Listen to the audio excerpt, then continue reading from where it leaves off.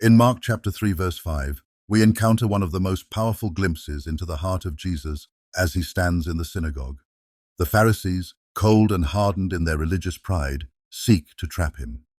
They watch, not with anticipation of a miracle, but with the desire to condemn. Jesus asks a simple yet penetrating question.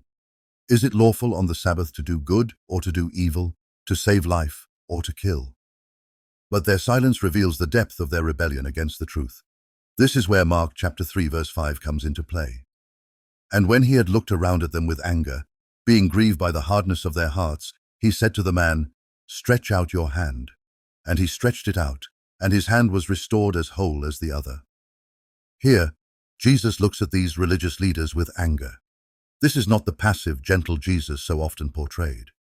This is a holy anger, a righteous indignation, born from his perfect understanding of their hearts. They are calloused and resistant to the truth, and their hearts are hardened against God himself. This is the Jesus you must know, the one who does not merely glance over sin, the one who burns with righteous anger at the hardness of men's hearts.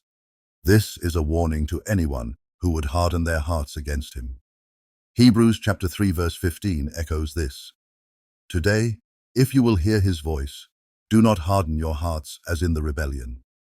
The Lord is not indifferent to sin. He is patient, yes, but his patience does not equate to passivity. To harden your heart against the truth is to invite his righteous anger upon you. The Pharisees' sin was their blindness, their inability to recognize the very Son of God standing before them.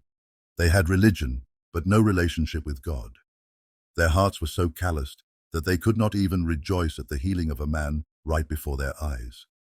They were more concerned with their traditions and legalism than with mercy and grace. This is why Jesus was grieved. Their hardness of heart was an affront to his holiness, and it should serve as a sobering reminder to us. We must ask ourselves, are we in danger of a hardened heart? Is there a part of us that resists the Lord's work?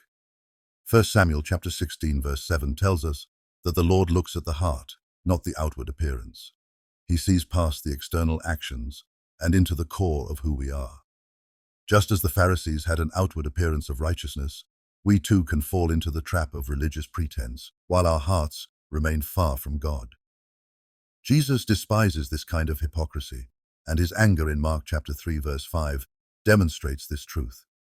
But this verse is not only a warning, it is also a call to action. Jesus did not merely look at the Pharisees in anger. He also acted. He healed the man with the withered hand despite the opposition. He did good in the face of evil, just as we are commanded in Romans chapter 12 verse 21. Do not be overcome by evil, but overcome evil with good. The hardness of men's hearts did not stop Jesus from doing the will of God, and it should not stop us either. Jesus' call to the man to stretch out your hand is a picture of faith and obedience. The man could have doubted, he could have hesitated, but he responded in faith, and his hand was restored. How often does the Lord call us to stretch out our hands in faith, and yet we hold back? The man's hand was withered, and yet it was through obedience that healing came. In the same way, many of us have withered hearts, deadened by sin or fear, but the Lord is calling us to stretch out our hands in faith. Do not be like the Pharisees, whose hardened hearts led them to oppose the work of God. Instead, heed the warning of Hebrews chapter 10 verse 31. It is a fearful thing to fall into the hands of the living God. Do not resist him, for his anger is not an emotion we should take lightly. Instead, respond to his call with faith and obedience, knowing that he is both a righteous judge and a merciful Savior. Mark chapter 3 verse 5 is a convicting reminder that Jesus does not tolerate hardened hearts, and his anger is aroused by those who resist the truth. Yet in his anger, he offers grace to those who will respond in faith. The question is, will you harden your heart like the Pharisees? Or will you stretch out your hand in obedience and be made whole?